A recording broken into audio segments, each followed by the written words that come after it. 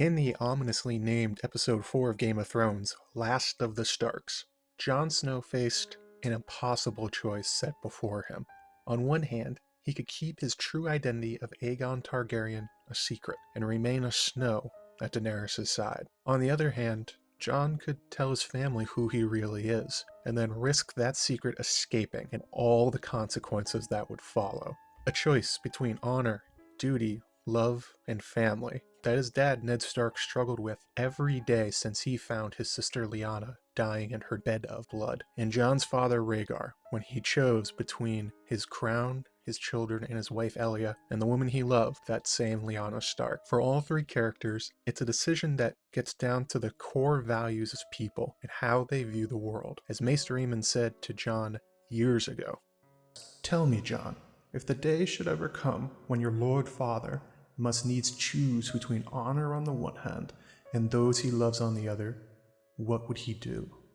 Jon chose to be Aegon and to defy Daenerys' pleas. Why would he do this though? He's been warned about the consequences and how his decision will change everything in his life forever, that he cannot hold back the storm. The roots of this decision go back very deep into Jon's life, all the way back to Ned Stark, when he faced a similar choice about Jon's true identity. Ned Stark's decision was by no means easy. How could Ned turn down the dying request of his sister to protect his own nephew from harm? The Starks are nothing if not loyal to their pack, and Ned the most of them. His character is essentially living loyalty and honor. But Ned also loved his best friend and new King Robert Baratheon as well, and Robert would stop at nothing to kill another dragon spawn of Rhaegar Targaryen. Should Robert ever find out that Ned was harboring Rhaegar's son, the lives of all House Stark, his new wife Catelyn Tully, Ned's future children, and the people of the North itself would be forfeit before the Storm King's rage and bloodlust. Not the old drunk and fat Robert we know now, but the muscled like a maiden's fantasy Robert that swung his warhammer like the god of thunder Thor himself and had the loyalty of the kingdoms behind him. How could Ned choose? What would he do? Ned chose to bury the dangerous secret of Aegon Targaryen deep under the snows of the north and pretend that this baby he rode home with was his own son. He told nobody and raised Aegon as his own bastard son, refusing to ever explain to the boy or his confused wife why Jon must be raised by Ned's side. A bastard of a High Lord is a High Lord still, and lived a very privileged life, but not one that Jon found pleasant or easy. He acutely felt the exclusion of not being the same as his half-siblings, not having a real future or even an identity. "I have no place," Jon wanted to say. "I'm a bastard. I have no rights. No name, no mother, now not even a father." The words would not come.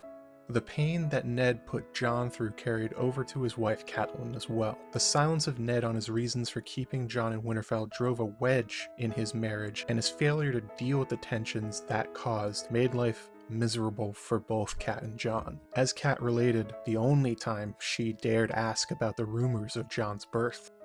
And they told how afterward Ned had carried Sir Arthur's sword back to the beautiful younger sister who had waited him in a castle called Starfall on the shores of the Summer Sea. The Lady Ashara Dane, tall and fair, with haunting violet eyes. It had taken her a fortnight to marshal the courage, but finally, in bed one night, Catelyn had asked her husband the truth of it, asked him to his face. That was the only time in all their years that Ned had ever frightened her. "Never ask me about Jon," he said, cold as ice. "He is my blood, and is all you need to know. And now I will learn where you heard that name, my lady." She had pledged to obey, she told him. From that day on, the whispering had stopped, and Ashara Dane's name was never heard in Winterfell again. We can understand Ned's choice in valuing the lives of everyone Robert would kill over the serenity of his hall and the pack of wolves. As Stannis once asked Sir Davos, what is one bastard boy against a kingdom? Surely it was better that Aegon grow up a little more unhappy and angsty, never knowing who he was, rather than dead under a warhammer, or a scared boy at the head of a civil war against the crown he didn't understand. And for Catelyn and everyone else he kept in the dark for their own safety, that such a dangerous secret could not be held for long once it reached too many ears. Someone always tells. So Ned kept Aegon's secret to himself, and the only other survivor of the Tower of Joy, Howland Reed. You never tell anyone, even your wife and family, and you take that secret into the crypts to stay with you forever, and it can stay a secret. As Varys said in the episode after learning of Jon's true identity from Tyrion, "How many others know?" Including us? 8. And then it's not a secret anymore. It's information. not even Lord Howland Reed could stop himself from telling most of the story of Rhaegar and Lyanna to his own children, Mira and Jojen. The story of the Night of the Laughing Tree at the Great Tourney of Harrenhal and the Dragon Prince who made the Wolf Maid sniffle with his songs was Howland letting the cat out of the bag just a little bit further, illustrating the point. Many in the fandom have speculated as well that the argument that led Benjen Stark to join the Night's Watch was over Jon. Benjen was the closest to Lyanna of the 3 Stark brothers, and very likely knew of Lyanna's affections for Rhaegar, and that when Ned returned, he brought not his own child, but Lyanna's. And now, it is Jon's turn to hold that dangerous secret in his hands and make a choice. As Maester Aemon told Jon, "A craven can be as brave as any man when there is nothing to fear, and we all do our duty when there is no cost to it. How easy it seems then to walk the path of honor.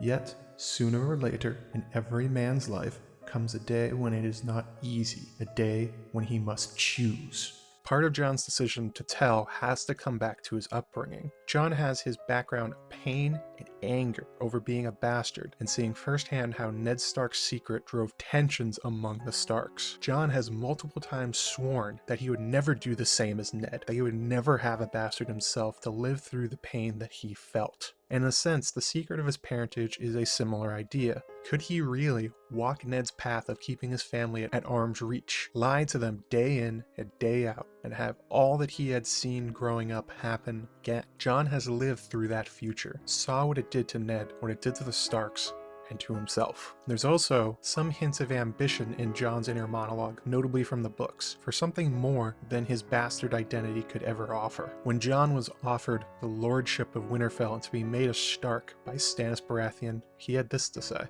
"I'll make you a Stark with the stroke of a pen." It's the first thing I ever remember wanting. I daydreamed that my father would ask the king, and just like that, I would never be the bastard of Winterfell again. You deserve this. You do. I couldn't be happier for you. As well in dreams, he sometimes cut Robb's head off. "I am the Lord of Winterfell," Jon screamed. It was Robb before him now, his hair wet with melting snow. Longclaw took his head off. And the mere memory of Robb declaring Jon could never be the Lord of Winterfell as children playing made him do this. That morning, he called it first. "I'm Lord of Winterfell," he cried, as he had 100 times before. Only this time, Robb had answered, "You can't be Lord of Winterfell. You're bastard-born. My lady mother says you can't ever be the Lord of Winterfell." I thought I had forgotten that. Jon could taste blood in his mouth from the blow he'd taken. In the end, Halder and Horse had to pull him away from Iron Emmett, one man on either arm. The ranger sat on the ground dazed, his shield half in splinters, the visor of his helm knocked askew, and his sword 6 yards away. "Jon, enough!" Halder was shouting. "He's down, you disarmed him. Enough!" Jon loved his father and brother, but he also never forgot how their presence and titles and name gave them more than he ever would have, and the unfairness that comes from that. When Jon rode Rhaegal for the first time and felt the power of riding a dragon, he felt what it was like to be a Trueborn, to be a Targaryen. He directed Rhaegal's fiery wrath as well during the long night, fighting against the Night King, touching the sky, and feeling the power as he roasted thousands of whites beneath him. Quite a lot of temptation for someone who recently discovered he's actually the heir to the 7 kingdoms. Maybe for Jon, a throne would fill the hole in his heart left by the pain of being a bastard and an outsider in the Stark's pack. In addition to these small hints of ambition in his heart, we can see why Jon let his secret out into the world even a little through his ties to his remaining family. Sansa, Bran, and Arya are all he has left in the world, the last of the Starks. Pushing them away would be even more painful than keeping the truth from them. Jon has made this choice before as well between family and the desire of his heart with Ygritte. Jon loved her as much and maybe more than Dany, but when it came down to his duty and his brothers in black versus what his heart wanted, Jon chose family, and he did again. Another motivation may come from the fact that Jon didn't just learn he was Aegon Targaryen and that Ned lied to him his entire life. Bran ensured that Jon heard first from his best friend Samwell Tarly what Dany did to Dickon Randall Tarly before he learned his identity. Daenerys, She executed my father and brother. They were prisoners. She didn't tell you. Daenerys is our queen. She shouldn't be. That's treason. It's the truth. You gave up your crown to save your people. Would she do the same? Sansa and Arya as well have expressed doubts about Dany all throughout the season, unwittingly nurturing the seeds of doubt in Jon's head that Bran so cleverly planted. Right or wrong in those characters' assessments of Daenerys, those around Jon are trying to get him to take off his rose-colored glasses and see her in a more critical light than ever before. Moments before Jon directs Bran to tell his sisters the truth, they're both warning Jon against Dany and emphasizing that they are family. And Jon hasn't been covering his ears and singing either. Jon has been fending off these criticisms on Dany's character like they were sword blows, and some of them may have taken root. And this gets back to an important part of Jon's rejection of Ned's choice. Sam made it clear in the crypts that Ned's lie and keeping it until his death allowed Ned to keep his promise to Lyanna Stark. Ned told no one, not even those he loved most and was closest to, and because of that, the secret was kept. Jon heard that and has done the opposite. He has entrusted this information to Dany, Arya, and Sansa, rather than keeping it to himself. Perhaps Jon is a lot more trusting in those three than Ned was in his brother and his wife. However, we can't overlook that by doing the opposite, he is opening the door that many more may find out who he really is. A possibility that Ned feared above all else. It's a naked rejection of Ned's choice. My father was the most honorable man I ever met. You said he lied to me all my life. And Jon knows the consequences of that information getting out as well. In the post-feast scene with Dany in their chambers, she lays out in no uncertain terms that if Jon embraces being Aegon, if he lets his secret out beyond who already knows, it will put them in opposition, no matter how little he says he wants the throne that she seeks. It doesn't matter what you want. You didn't want to be king in the north. What happens when they demand you press your claim and take what is mine? You can say nothing to anyone ever. Never tell them who you really are.